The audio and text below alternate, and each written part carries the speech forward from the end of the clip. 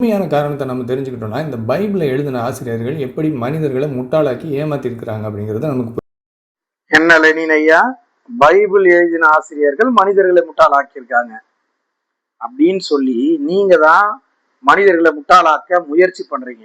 ஏன்னா பைபிள் எழுதின ஆசிரியர் யாரும் மனிதர்களை முட்டாளெல்லாம் ஆக்கல, தெளிவா எழுதியிருக்காங்க.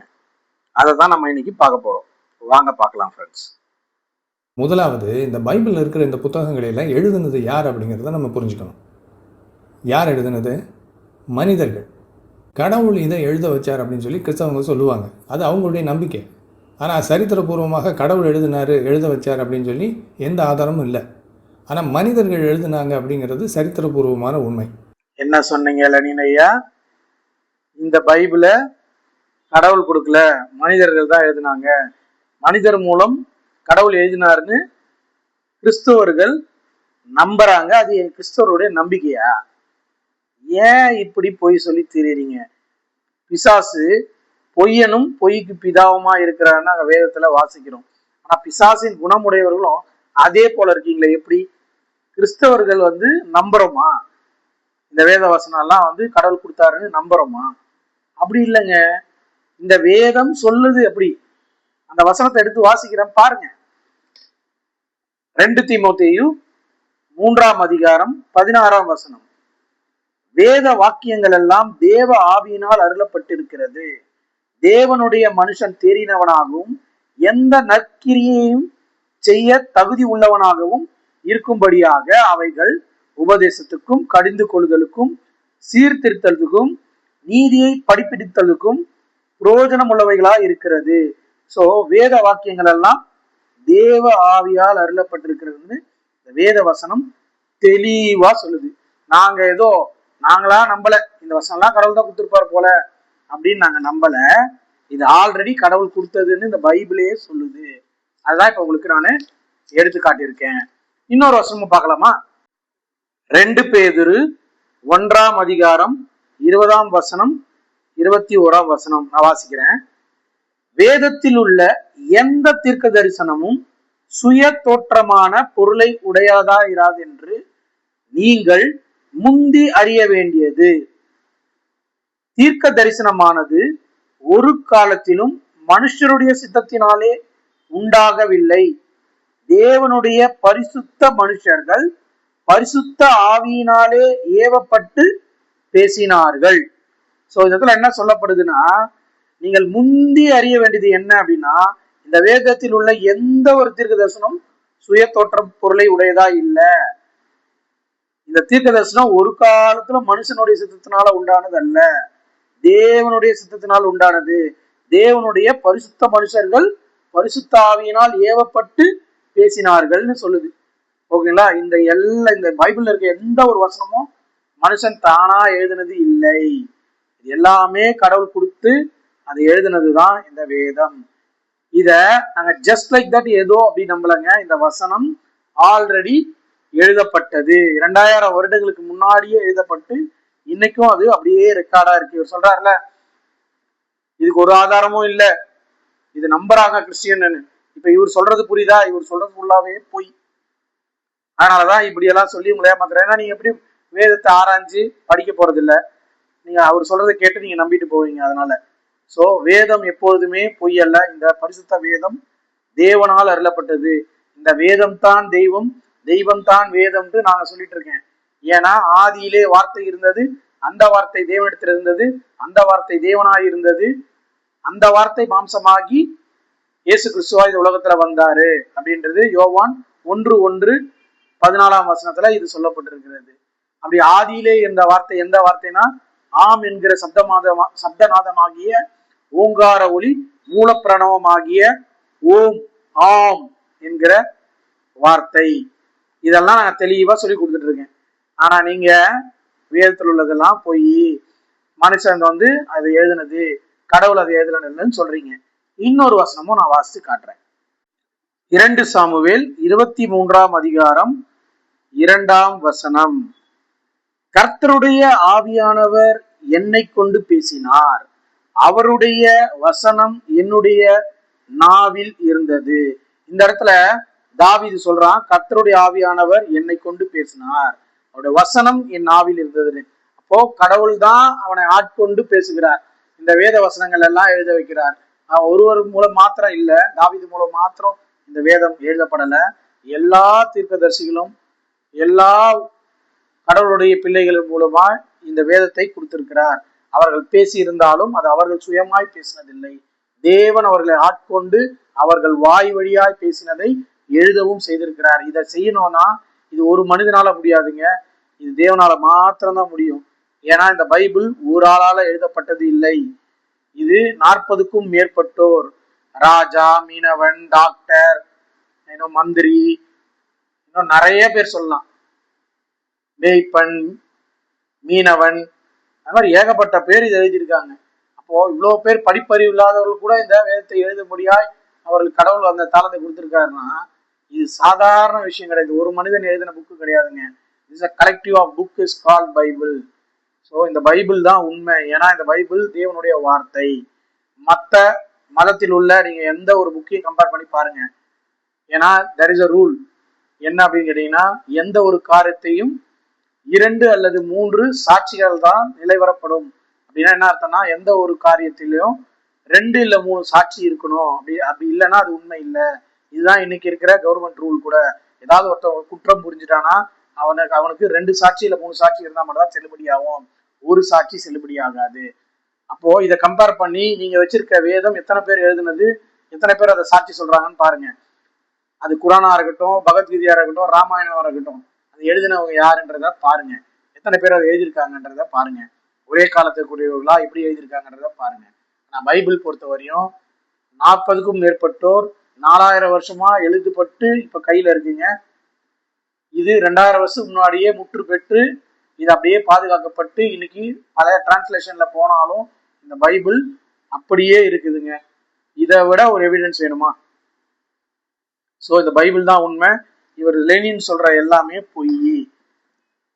பூசாரிகள், மந்திரவாதிகள் இருக்காங்க. ஒரு குடும்பத்தில் ஏதோ ஒரு பிரச்சனைன்னு அவங்கக்கிட்ட போனால் என்ன சொல்லுவாங்க? பரிகாரம் பண்ணணும், அப்போ சரியாயிடும் அப்படின்வாங்க. என்ன பரிகாரம் அப்படின்னு கேட்டால், ஆத்தா கோழி கேட்குது அப்படின்வாங்க. ஆத்தா உண்மையிலே கோழி கேட்டுச்சா? இல்லை. அப்புறம் எதுக்கு ஆத்தா கோழி கேட்டுச்சுன்னு அந்த பூசாரி சொல்கிறாரு? ஏன்னா அவருக்கு கோழி வேணும், அதுக்கு தான். இல்லை கோழி நாங்கள் தரமாட்டோம், வாழைப்பழம், ஆரஞ்சு, ஆப்பிள்லாம் வாங்கிட்டு வரோம், பரிகாரம் பண்ணுங்கன்னா பூசாரிக்கு கோவம் வந்துடும். நீ ஆத்தாவை அவமானப்படுத்துகிற ஆவுன்னு கத்த ஆரம்பிச்சிருவார் இல்லையா? இதே கதை தான் பைபிள்லேயும் இருக்குது. இதே கதை தான். ஆபேல் ஆட்டை கொண்டு வந்து வெட்டி பலி செலுத்தும் போது கர்த்தர் அதை ஏற்றுக்கிட்டார் அப்படிங்கிறதும், காயின் கனிகளை கொண்டு வந்து படைச்ச போது கர்த்தர் அதை அங்கீகரிக்கல, கர்த்தர் அதை வெறுத்தார் அப்படிங்கிறதும் அன்னைக்கு இருந்த பூசாரிகள் உருவாக்கி வச்ச கதை. எதுக்குன்னா அவங்களுக்கு ஆடு வேணும், இறைச்சி வேணும். நான்வெஜ் பிரியர்கள்ட்ட போய் வாழைப்பழத்தையும் ஆப்பிளையும் கொடுத்தா வாங்கிக்குவாங்களா? அவங்களுக்கு பிடிக்குமா? பிடிக்காது. அவனுக்கு பிடிக்கலைங்கிறதுனால கர்த்தருக்கு அது பிடிக்கலைன்னு கதை விட்டு வச்சுருக்கானு. இதுதான் காரணம், வேற ஒன்றும் காரணம் இல்லை. அவன் விசுவாசத்தினாலே மேன்மையான பலியை செலுத்தினான், இவன் விசுவாசம் இல்லாதனால் தாழ்மையான பலியை செலுத்தினான் அப்படிங்கிறதெல்லாம் உண்மை கிடையாது. இது உண்மை சம்பவம் இல்லை. அன்னைக்கு இருந்த பூசாரிகள் தங்களுடைய வயிற்று பழப்புக்காக உண்டாக்குன ஒரு கதை. அந்த கதையைத்தான் பைபிளில் எழுதி வச்சுருக்கிறாங்க. பழைய ஏற்பாட்டில் இருக்கிற இந்த பலி செலுத்துகிற முறை இருக்கு இல்லையா, இதுவே ஒரு பொய். கர்த்தர் பாவம் செய்கிறவன்லாம் அந்த பாவத்தை நீக்கிறதுக்கு, பரிகாரம் பண்ணுறதுக்கு பலி செலுத்த ஆட்டை விட்டு, மாட்டை விட்டு, கோழியை விட்டுன்னெலாம் சொல்லலை யார்ட்டையும். அந்த சிஸ்டமே ஒரு ஃபேக், மனிதன் உண்டு பண்ணது. சரியா? இப்போ ஏதோ அந்த முறையை ஒழிக்கிறதுக்காக கடவுள் இந்த உலகத்தில் புதிய ஒரு முறையை கொண்டு வந்தார்னு புதிய ஏற்பாட்டில் எழுதி வச்சுருக்கிறாங்க. அது என்ன முறைன்னா, இப்படி தனித்தனியாக ஒவ்வொருத்தன் செய்கிற பாவத்துக்காக ஆடு மாடுகளை பலி செலுத்துகிற முறை இனி வேண்டாம், மொத்தமாக ஒரே பலியாக ஒருத்தர் பலியாகட்டும் அப்படின்னு சொல்லி கடவுளே இந்த உலகத்துக்கு சிலுவைக்கு போய் ரத்தம் சிந்தி எல்லாருக்கும் சேர்த்து பரிகாரம் பண்ணிட்டார் அப்படின்னு இன்னொரு கதையை உருவாக்கியிருக்கிறாங்க. நல்லா கவனித்து பாருங்கள். இந்த பலி செலுத்துகிற முறையே மனிதன் உண்டாக்குன ஒரு பொய்யான முறை. கடவுள் பலி செலுத்த சொன்னார் அப்படிங்கிறது ஒரு பொய். அந்த பொய்யின் அடிப்படையில் உருவாக்கப்பட்ட இன்னொரு பொய் கதை தான் இயேசு எல்லாருடைய பாவங்களுக்காகவும் சிலுவைக்கு போய் பலி ஆனார் அப்படிங்கிற இன்னொரு பொய் கதை. என்னது? இதுதான் காரணமா? என்ன லெனின் ஐயா இஷ்டத்துக்கு அடிச்சு விடுறீங்க போல. ஏதோ அந்த காலத்துல பூசாரிகள்லாம் இந்த மாதிரி நான்வெஜ் வேணுன்றதுக்காக மக்களை ஏமாத்தி பண்ண மாதிரி இப்போ இந்த பைபிள்ல சொல்லப்படுற இந்த பலி, இந்த இதெல்லாம் அது போலதான், இது ஃபுல்லா பொய் அப்படின்னு சொல்றீங்களா? நீங்க சொல்றதாங்க பொய். பைபிள் வரதுக்கு முன்னாடி எல்லாம் எதுவுமே இல்லை, பைபிள் தான் எல்லாமே. அப்படின்னா என்ன மீனிங்னா, கடவுள் தான் எல்லாத்தையும் சொல்றாரு. கடவுள் வாயிலிருந்து புறப்படுகிறது தான் வேதம் இருக்குது. அவர் என்ன சொன்னாலும் வேதம், அது ஆசீர்வதித்தாலும் வேதம், சபிச்சாலும் வேதம். ஸோ வேதம்னா கடவுளுடைய வாயிலிருந்து புறப்படுகிற வார்த்தை, ஒவ்வொன்றும் வேதம் அப்படின்னு தெரிஞ்சுக்கிங்க. இதுக்கப்புறம் நான் சொல்றேன். அதாவது நீங்க என்ன சொல்ல வரீங்க, இந்த யூதர்கள் கலாச்சாரத்துக்கு முன்னாடியே பல கலாச்சாரம் இருந்தது, அதுலதான் இது காப்பி வச்சாங்க, அப்படியெல்லாம் கிடையவே கிடையாது. இந்த வேதத்துல மட்டும்தான் முதல் மனுஷன்ல இருந்து கடைசி நாள் வரையும், கடைசி மனிதர் வரையும், அடுத்தது புதிய வானம் புதிய பூமி படைக்க போறது வரையும், அதாவது கடந்த காலம், நிகழ்காலம், எதிர்காலம்ட்டு முக்காலமும் சொல்லப்பட்டுள்ள ஒரே வேதம் இந்த பரிசுத்த வேதாகமம், கிறிஸ்தவர்கள் கையில இருக்கிற பரிசுத்த வேதாகமம் தான். ஓகேங்களா? மற்றதெல்லாம் எப்போ வந்தது எல்லாம் போய் அதை ஒழுங்கா பார்த்தீங்கன்னா அப்பதான் உங்களுக்கு புரியும். சும்மா வாய்க்கு வந்தபடி பல கோடி வருஷங்களுக்கு முன்னாடி, பல லட்ச வருஷங்களுக்கு முன்னாடி கதை விட்டு இருப்பாங்க, அதெல்லாம் உண்மை இல்லை. ஆனா இந்த பைபிள் தான் தெளிவா ஃபர்ஸ்ட் மனுஷன்ல இருந்து ஜென்ரேஷனா யாரெல்லாம் வந்தா கிறிஸ்து வரையும் கிளியரா சொல்லப்படுது. இப்ப கிறிஸ்துல இருந்து நாம கிளியரா டேட் எழுதினுக்கிறோம், 2026 கிறிஸ்து பிறந்து 2026 நீங்க டேட் எழுதினுக்கிறோமே, அந்த அளவுக்கு தெளிவா இருக்கிறது இந்த பைபிள் தான். ஓகேங்களா? இப்போ வரேன். இது வந்து நீங்க என்ன சொல்லுங்க, இஸ்ரேல் ஜனங்கள், அதாவது இந்த யூதர்களுக்கு என்னுடைய கலாச்சாரத்துக்கு முன்னாடியே இன்னொரு கலாச்சாரத்துல அதெல்லாம் காப்பி அடிச்சாங்க, அப்படியெல்லாம் கிடையாது. ஸ்டார்டிங் மனுஷனே இந்த பலி செலுத்துறான், காணிக்கை செலுத்துறான். புரியுதுங்களா? இந்த பலி எல்லாம் அப்பவே உண்டாக்கப்பட்டது. காணிக்கை எடுத்து போய் கொடுக்கறதும், பலி எடுத்து போய் கொடுக்கறதும். கடவுள் இது எதுக்கு உண்டு பண்ணாருன்னா, இந்த பலி ரத்தம் சிந்துதல் இல்லாமல் பாவ மன்னிப்பு உண்டாகாதுன்னு அவங்களுக்கு புரோட்டோடைப்பா ஆடு மாடு கோயினுடைய ரத்தத்தை சிந்தும்படியாய் அவங்களுக்கு கொடுக்குறாரு. எதுக்காக அப்படின்னா, சர்வலோகத்து பாவத்தையும் சுமந்திருக்கும்படியாய் கடவுளே மனுஷனா வரணும்ன்ற அவருடைய பிளான் படி எந்த காலகட்டத்துல வரணும் அப்படின்னு அவர் பிளான் வச்சிருக்காரு. அந்த காலகட்டத்துல வரணும்ன்றதுக்காக தான் வெயிட் பண்ணாரு. இதுதான் கலாச்சாரத்துல பாத்தீங்கன்னா, காலம் நிறைவேறின போது ஸ்திரீயின் இடத்தில் பிறந்தவன் வரும். அப்போ கடவுள் எல்லாவற்றையும் காலத்தின் அடிப்படையில் செய்கிறாரு. ஓகேங்களா? அப்போ இதெல்லாம் முன்னாடியே புரோட்டோடைப்பா கொடுக்கறது தான். இன்னைக்கு அது வந்து நமக்கு வந்து திருஷ்டாந்தங்கள் சொல்லப்படுது. திருஷ்டாந்தங்கள புரோட்டோடைப்பு இதெல்லாம் வந்து ஒரு எக்ஸாம்பிள்ஸா சொல்லப்பட்டிருக்குது. ஸோ இந்த ஆடு மாடு கோயின் ரத்தம் என்ன பண்ணுச்சு அப்படின்னு கேட்டீங்கன்னா, மனிதனுக்கு வர வேண்டிய தண்டனையிலிருந்து அவனை கொஞ்சம் தள்ளி வச்சுது. பாவத்தெல்லாம் மன்னிக்கல. இதனுடைய ரத்தம், ஆடு மாடு கோயிலுடைய ரத்தம் பாவத்தை மன்னிக்காது, அவனுக்கு அந்த பாவத்துக்காக வர வேண்டிய தண்டனையை தள்ளி வைக்கும். ஆனா இயேசு கிறிஸ்துவின் ரத்தம் பாவத்தை மன்னிக்கும். ஏன்னு கேட்டீங்கன்னா, அது பரிசுத்த ரத்தம். இந்த ஆடு மாடு கோயில் பரிசுத்த ரத்தம் கிடையாது. இயேசு கிறிஸ்து பரிசுத்தமா இந்த உலகத்துல வந்தார், கன்னியின் வயிற்றுல பிறந்தார், மாம்சீகமா பிறக்கல. சோ இதெல்லாம் இருக்கு. இதெல்லாம் நீங்க மறைச்சிட்டு ஒரு பப்ளிக்ல வந்து பேசே தெரியாத ஜனங்கள்கிட்ட பாத்தீங்களா பைபிள்ல ஃபுல்லா போய் தப்பு, பழைய காலத்தினுடைய கலாச்சாரத்துல காப்பி வச்சிருக்காங்க, ஃபர்ஸ்டே தப்பு, அப்ப எல்லாமே தப்பு அப்படின்னு சொல்லி பைபிளே மொத்தமா தப்பு தப்புன்னு, பைபிளை எவன் ஒருத்தன் தப்பு தப்புன்னு சொல்றானோ அவன் தான் முதல்ல தப்பு. ஏன்னா பைபிளுக்கு பேரு என்ன தெரியுமா? சத்திய வேதம், பரிசுத்த வேதம். இதுக்கு மேல ஒண்ணுமே இல்லை. அதனாலதான் நானே வழியும் சத்தியமும் ஜீவனமா இருக்கிறேன்னு அந்த கடவுள் சொல்லியிருக்காரு. ஓகேங்களா? அதுதான் உண்மை. இன்னைக்கு கோர்ட்ல சத்தியம் பண்றதை கூட பைபிள் மேல வச்சுதான் சத்தியம் பண்ணுவாங்க. காரணம் என்ன? இதுதான் சத்திய வேதம், உண்மைன்னு அர்த்தம். சத்தியம்னா உண்மை. சத்தியம் பண்ணி கொடு, நீங்க ஏதாவது சொல்ல சத்தியமா சொல்லு. ஏன் சொல்றாங்க? ப்ராமிஸ். இந்த சத்தியம்ன்றது உண்மை. ஆனா நீங்க சொல்றது எல்லாமே பொய். நீங்க இந்த வேதத்தையே பொய். இன்னைக்கு பாத்தீங்களா, இதுக்கு பேரு தான் பொய்யனும் பொய்க்கு பிதாவமா இருக்க பிசாசினால் உண்டானவர்கள் இப்பேற்பட்டவர்கள். இதை வந்து எப்படியாவது சொல்லி இந்த பைபிளை பொய்ன்னு ஆக்கணும். இதை மூலமா என்ன பெருசா நீங்க சாட்சி தருவீங்க? ஒண்ணுமே கிடையாது. இதுதான் உண்மைன்னு நான் சொல்றேன்.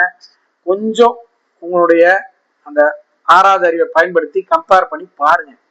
பார்த்தீங்கன்னா தெரியும் யார் சொல்றது உண்மை, யார் சொல்றது பொய்ன்ட்டு. ஸோ இவர் சும்மா ஒரு டைட்டில் வச்சுக்கிறாரு, நான் 20 வருஷமா ஊழியம் செஞ்சேன். 20 வருஷமா நீ ஊழியம் செஞ்ச நீ என்ன அளவுக்கு படிச்சுட்டு என்ன அளவுக்கு ஊழியம் செஞ்சிருக்கன்றது இந்த லட்சணம் தெரியுது. பேசிக்கே நீ ஒழுங்கா சொல்லி தர மாட்டேன்றது இதுல இருந்து புரியுது. அதனாலதான் எல்லாத்தையும் தப்பு தப்பு, எப்படியாவது தப்பு சொல்லணும். கடைசியில என்ன சொல்ல வர, இயேசு கிறிஸ்து வந்து ரத்தம் சிந்ததே வேஸ்ட், அதுவும் பொய் தான். ஏன்னா ஸ்டார்டிங் பலியே பொய், அதனால இவர் பலியானதும் பொய், ஆக மொத்தம் எல்லாமே பொய் அப்படின்னு சொல்லிட்டு இருக்கிற பொய்யனும் பொய்க்கு பிதாவான பிசாசு நீ. நீதான் பொய்யன், சொல்றதெல்லாம் பொய்யன். பைபிள் தெளிவா இருக்கு, உண்மையாகவும் இருக்கு, நம்பகத்தன்மை வாய்ந்ததாகவும் இருக்கு, எல்லாமே தெளிவா இருக்கு. ஓகேங்களா? இந்த ஆள் லெனின் சொல்றதை நம்பி, நான் திருப்பி சொல்றேன், கிறிஸ்துவ ஏற்றுக்காத எத்தனையோ பேர் இந்த வீடியோ பார்ப்பீங்க. இந்த லெனின் சொல்றதெல்லாம் உண்மை அப்படின்னு சொல்லி சிரிச்சுன்னு இருந்தீங்கன்னா, நான் ஜட்ஜ்மெண்ட் சொல்லணும்னு அவசியமே இல்லை. பைபிள் சொல்லுது, உங்களுக்கு நித்திய நரகத்துல போவீங்க. பிசாசுக்காக அவனுடைய தூதருக்காக ஏற்படுத்தப்பட்ட அந்த நித்திய ஆக்கினைக்கு நீங்களும் பங்கடைவீங்க. ஏன்னா நீங்க பிசாசின் பேச்சை கேட்குறீங்க. பிசாசின் பேச்சை கேட்டாதான் பாவம் உலகத்துல வந்தது. ஆதாம் ஏவாள் தப்பு பண்ணது கூட என்ன, தேவனுடைய வார்த்தை கீழ்ப்படியாம பிசாசின் வார்த்தை கீழ்ப்படுத்தாங்க. இப்போ இந்த லெனின் வந்து பிசாசின் வார்த்தையை சொல்லிட்டு இருக்காரு. அதை நீங்க கீழ்ப்படுத்தீங்கன்னா நீங்களும் பிசாசின் கூட்டத்துல ஒருவர் ஆயிடுவீங்க. சோ தட் பிசாசோட சேர்ந்து நித்திய அக்கினிக்கு போக வேண்டியதா இருக்கும். உங்கள் நித்திய அக்கினிக்கு போகாதபடி நித்திய வாழ்வை சுதந்திரித்துக் கொள்ள இயேசு கிறிஸ்து ஏற்றுக்கொண்டு இந்த பைபிளை வாசித்து மற்றதோட கம்பேர் பண்ணி அதுக்கப்புறம் டிசைட் பண்ணுங்க. எவனோ ஒருத்தன் நான் 20 வருஷமா இருந்து 30 வருஷமா கதை சொல்லிட்டு வந்து இங்க அவன் இஷ்டத்துக்கு ஏதோ போய் சொல்லிட்டு தெரியும், அதை நம்பிட்டு இருந்தீங்கன்னா waste. You are spoiling your time, your soul and spirit. Everything நீங்க ஸ்பாயில் பண்றீங்கிறத தெரிஞ்சுக்கங்க. தயவு செஞ்சு ஒரு முறை பைபிளை ஒழுங்கா படிங்க. எவனோ சொன்னா அதை கேட்டு போலான்லாம் இருக்காதீங்க. ஈவன் நான் சொன்னா கூட நம்பாதீங்க. பைபிள் மட்டும் தான் உண்மை. எந்த மனுஷனும் பொய்யனே. இயேசு ஒருவரே உண்மையானவர், கடவுள் ஒருவரே உண்மையானவர். புரியுதுங்களா? அதனால இந்த கடவுள்ன்றது யாருன்னு சொல்லியிருக்கேன், வேதம் தான் தெய்வம், தெய்வம் தான் வேதம். இந்த வேதத்தில் உள்ள ஒவ்வொரு எழுத்தும், ஒவ்வொரு வசனமும், ஒவ்வொரு வார்த்தையும், இந்த என்டையர் பைபிளும் உண்மை. இதுல இருக்கிறத படிச்சு தெரிஞ்சுக்கிங்க. நான் சொல்றத வேணா கேளுங்க, ஆனா நீங்க மறுபடியும் ஒரு தடவை போய் ஆராய்ச்சி பண்ணுங்க, நான் சொன்னது உண்மையா இருக்கா இல்லையான்றத. ஆனா இந்த லெனின் சொல்றது 100% பொய்யை தவிர வேற ஒன்றும் இல்லை. கேட்டீங்கன்னா நித்திய நரகம், அக்கினிக்கு தான் போவீங்க. பாத்துக்கங்க. நீங்க அக்கினிக்கு போக கூடாதுன்ற ஒரு நல்ல இடத்துலதான் நான் இதை சொல்லிட்டு இருக்கேன், வேற ஒண்ணுமே கிடையாது. தேங்க்ஸ் ஃபார் வாட்சிங். ஹை ஃப்ரெண்ட்ஸ், நீங்கள் பார்த்துட்டு இருக்கிறது use your six sense channel. நான் உங்கள் ஆர்ஜே. இந்த சேனலில் நீங்கள் லைக் பண்ணுங்கள், உங்களுக்கு பிடிச்சா இதை சப்ஸ்கிரைப் பண்ணுங்கள். என்னுடைய வீடியோ தொடர்ந்து கேட்க அந்த பெல் பட்டனை மறக்காமல் அழைச்சிருங்க.